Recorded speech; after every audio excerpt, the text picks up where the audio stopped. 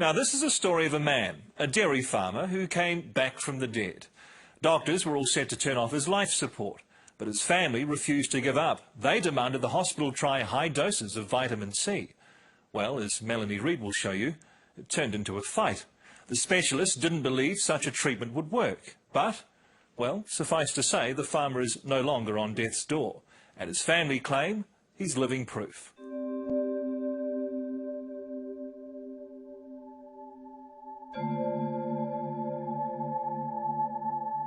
This is Aotearoa farmer Alan Smith in Auckland's intensive care unit shortly before the doctors told his family his life support should be turned off and he'd be allowed to die. And I just sort of backed up and looked at him laying there so helpless, and you know, he was my whole life. We've been together since we were both 16. On the Smiths' Aotearoa farm, Alan's wife Sonia and son Shane remember when they were told it was all over. I was, you know, speechless. I mean, it was like, your dad's the sort of person that you could always rely on him to be there to help you, and it was like, shit. Childhood sweethearts Sonia and Alan were married when they were both 17. They have 3 sons. Their 9th grandchild was on the way when Alan got a severe case of swine flu. He was always there to help us with anything. And it was just, yeah, I mean, what were we going to do? And he wasn't very old, eh? No, only at 56.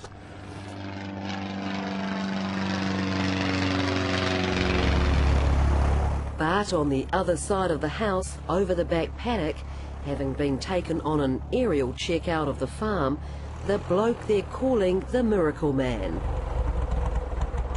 Looking anything but dead. Alan. Hello. You're not doing too bad for a guy that was meant to be 6 foot under. Well, apparently I was supposed to be turned off about over a year ago now it was. Yes.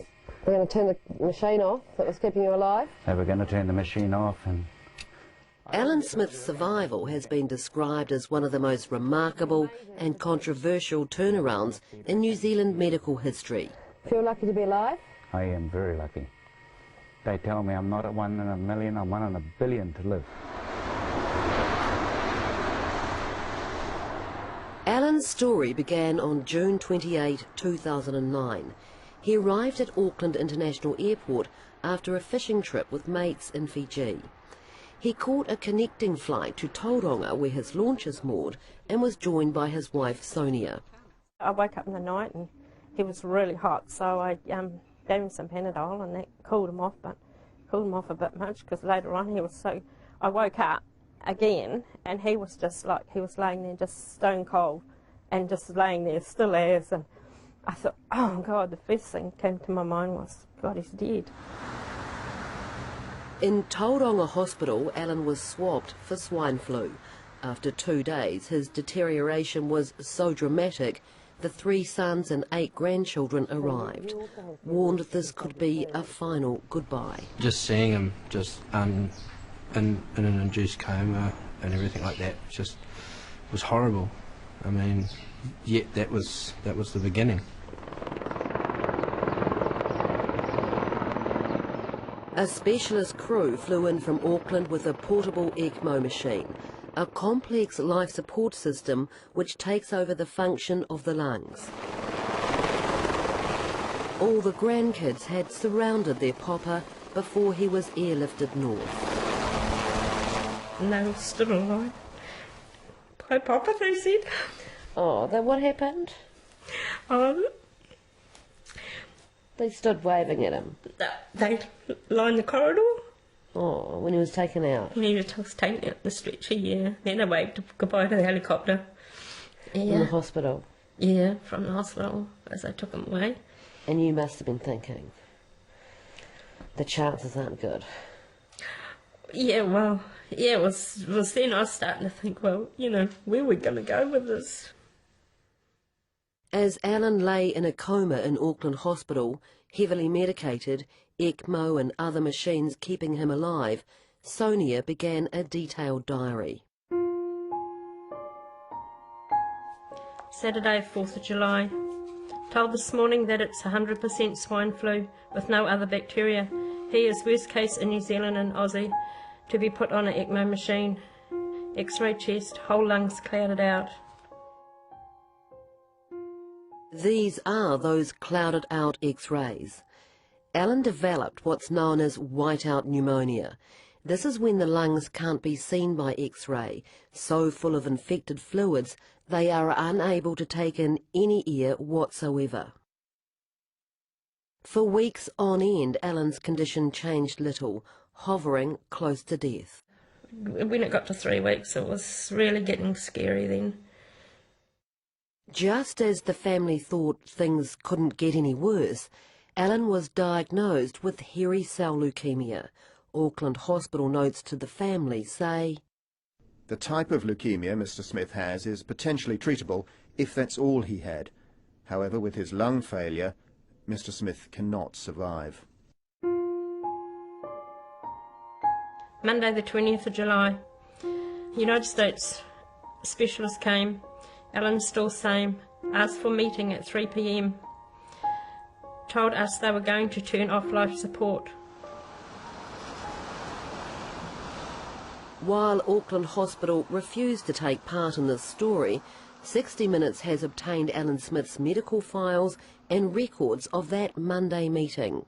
This morning we, the CVICU consultants, met and discussed with the ECMO specialist from America, Mr. Smith's situation. The group is in unanimous agreement that Mr. Smith should be removed from ECMO and be allowed to die.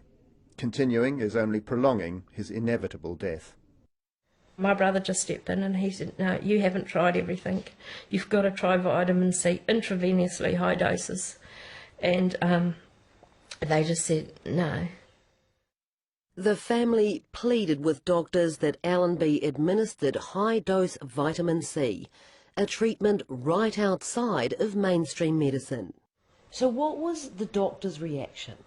Oh, they said no because there's no proof of it doing anything or doing anyone any good. Or my mind was just spinning because they wanted to turn him off, and I'm thinking, well, I hope we can get through this. And with that, Paul and Shane walked in. That's your sons? Yes, 2 of our boys. They walked in, and then, you know, they really stood their grounds. I said to him, mate, I said, if you lie on that bed for as long as he had without vitamin C, you will die too, just like he's going to. Paul and Shane rang and told me, they said, like, giving up, just like when you got a dead cow down, I said, well... They'd given up. I said to them, just force this vitamin C in them, so what actually happens. And it'd be fair to say the Smith boys, Paul, Josh and Shane, weren't backwards in coming forward. I says, what have you got to lose, mate? You give me one good reason what you guys have got to lose by trying it. I says, because it's not fair that we, all of us, should go on living our lives with the thought in the back of our minds, you know, if only we'd pushed and tried harder, would it have saved them? They were all about to find out if they'd pushed hard enough. The next day, Tuesday, Auckland Hospital arranged another family meeting. All of intensive care unit medical staff have met again. We are all in agreement that vitamin C will be of no benefit. We all agree Mr. Smith will not survive. However, one member feels slightly uneasy that we should wait a little longer before taking Mr. Smith off ECMO. It's therefore reasonable to wait until Friday. If Mr. Smith has shown no improvement by then, he will be taken off ECMO. In the meantime, given the family's strong beliefs about vitamin C, we are willing to give this over the next 2 days. So, Tuesday night, he got his first dose of 25 grams through the IV. And Wednesday morning he got another 25 grams. The Wednesday afternoon they did a CT scan on his chest, and that's when they found the air pockets in his lungs, whereas the x-rays had showed just complete white. So Alan's x-rays, before high-dose intravenous vitamin C, so full of infected fluid the lungs can't be seen. This X-ray taken after 2 days of high-dose vitamin C treatment. The lungs dramatically improved and readily visible. By D-Day, the Friday when Alan Smith was destined to die, when the ECMO life support was to be withdrawn, turned out to be the day Alan Smith was destined to, well, maybe, survive. Mr. Smith is stable but still critical. He has improved over the last couple of days. Turning Mr. Smith prone has probably made the biggest difference. His chest x-ray is better. They didn't agree or believe that the vitamin C turned him around, because What did they think turned him around? coincidentally, the same time as he started getting his vitamin C, they proned him, which was turning him over onto his stomach. So that's their argument on that's why he got better. So Assume it will be, won't we? my question to that is, why didn't you try that before even suggesting to turn the machine off? So less than a week after the high-dose vitamin C was started, Alan had improved to the point that he could be taken off ECMO life support. Sunday 26th July. Got taken off ECMO this morning today, hooray. Seems funny seeing him breathing again. He is taking a few of his breaths on his own. Then, just as the family felt they could breathe a bit easy themselves, Alan's health started to dive. They would find the vitamin C had been stopped. This time, a different consultant was there, and he was just so adamant against it. He sat back in his chair, rolled his eyes and crossed his arms and looked at the ceiling and said, "No, not putting him back on it. No, no." Did he make you feel like a bit of an idiot? He did, and it's the first time I ever wanted to hit someone. I got quite serious with that doctor. How serious? The meeting was stopped, put it that way. 3 days later, the vitamin C was restarted, but only very low doses of 1 gram twice a day. So we got them all in one mob, not two mobs? Now, while these King Country brothers certainly don't claim to be medical experts, they say the mucking about with the vitamin C was reflected by the changes in their father's health, and they say you'd have to be a bit thick not to see what was going on. So he was on 100 grams per day, improving rapidly, very rapidly. And then he went downhill rapidly when they stopped it, cold turkey. When he got put back on vitamin C after that heated meeting, it was at a very low dose. And once again he started recovering, but it was a slow recovery. They expected to have him transferred to Waikato in less than a week. It took a lot longer. By early August, still critical and still in an induced coma, but by now breathing on a ventilator, Alan was airlifted closer to home, to intensive care at Waikato Hospital, who, like Auckland Hospital, wouldn't be interviewed. It was here the Smith family found they had another scrap on their hands. A doctor comes on and stops it. And Stops the vitamin C? stops the vitamin C. And says what? And I said, you know, why? And he said, well, this stuff has come down with him and we don't know what it is. So here we go again, another fight. This time they brought in the heavyweights. Wellington public law specialist May Chen warned Waikato Hospital. The decision to discontinue the high-dose intravenous vitamin C treatment without consulting with Alan's family is in breach of Right 7 of the Health and Disability Commissioner's Code of... There was even a threat, wasn't there, that you would go to the High Court? Yes, we would. Well, this is someone's life we're dealing with, not just anything, you know. Once he's dead, he's dead. You can't get him back. And we weren't going to let that happen.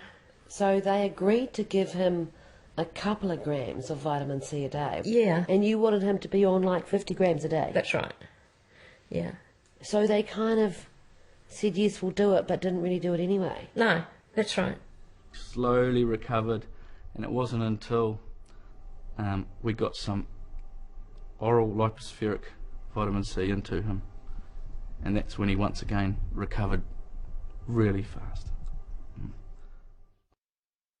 After a total of 9 weeks in a coma, Alan eventually was woken, which is when Sonia began administering vitamin C to Alan herself, using a special high-dose oral form known as lipospheric.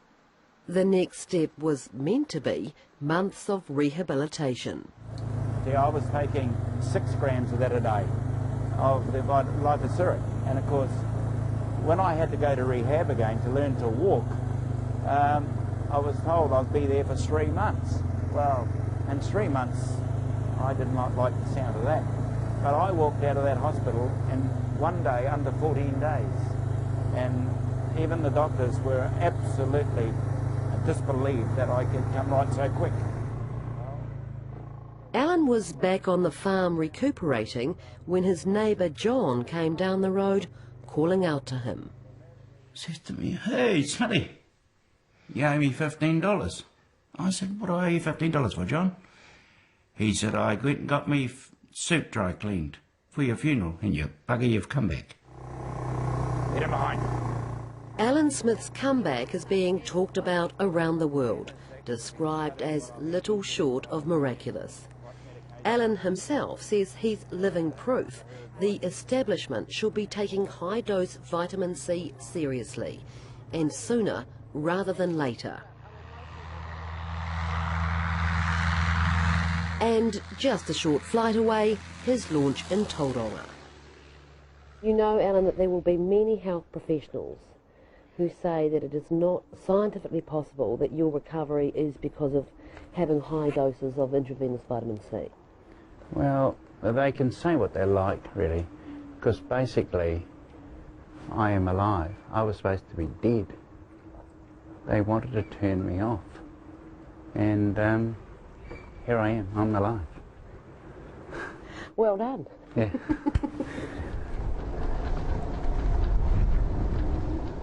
Just a note, Alan Smith no longer shows any signs of having leukemia. I've beaten the system, as to speak, and you know, if my family had let them turn me off, I would be dead. It's not a good day to be dead today. Not a good day to be dead today.